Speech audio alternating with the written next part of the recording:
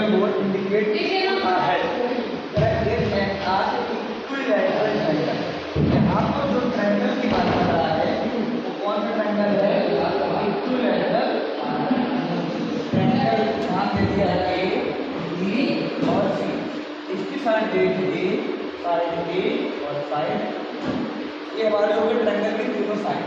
अच्छा, find the area of a signal board using drawn formula.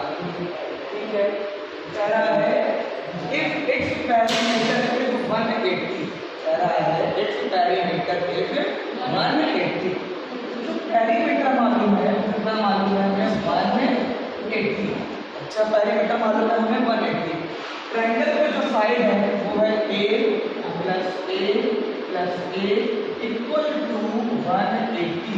यहाँ से मिला 3a equal to 180, a is equal to 60।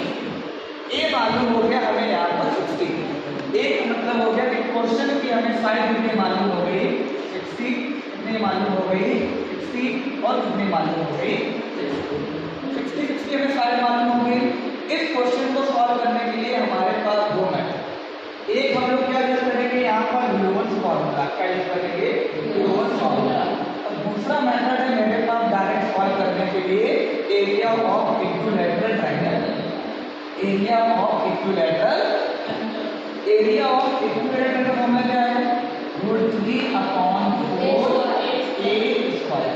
√3/4 a square, यानी आप लोगों ने लिखा है यहाँ पर √3/4 मल्टीप्लाई 60 मल्टीप्लाई 60। 2 2 4 यहाँ 15, 4 1 4, 4 1 4, 15 हो जा 60। 15 सिग्नल कितना हो गया मेरे पास? 90, 00 और में 3 निकाला गया है हम लोगों ने एरिया। एरिया की यूनिट क्या होगी हमारे पास? स्क्वायर। क्या होगी? Square unit. एक क्वेश्चन करने के लिए तरीका है। दूसरा क्या लगाया हम लोगों ने? बाई रूल यूज किया। यहाँ पर क्या मिला हमें? s minus a, s minus b और s माइनस c। जब हम लोग समय पैरामीटर निकालेंगे तो क्या मिलेगा?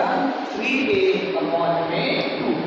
एक साइड a मालूम है, दूसरे भी a मालूम है, a भी मालूम है। आंसर दोनों का हमारा क्या आ रहा है? क्या आ रहा है हमारा आंसर? समझ आ रहा है? इतना क्लियर? क्वेश्चन नंबर 1 हमारा हो गया।